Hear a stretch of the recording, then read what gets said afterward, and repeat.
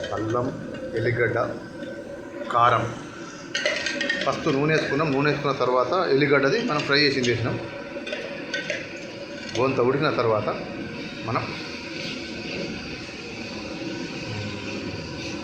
కారం వేసుకోవాలి. కారం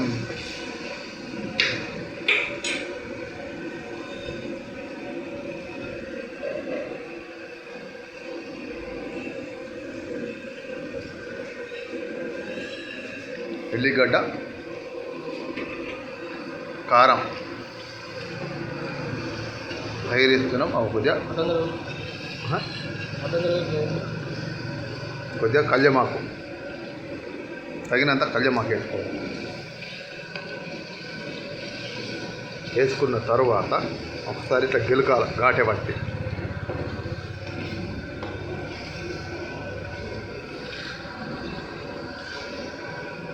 అల్లం, ఎల్లిగడ్డ, కారం నేను తయారు చేస్తున్నా.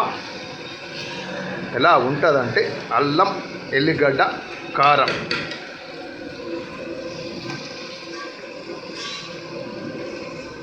కారం ఇది ఇంత వేసుకోవాలి. కారం ఇది 1/2 కిలో కారం. అల్లం, ఎల్లిగడ్డ, కారం.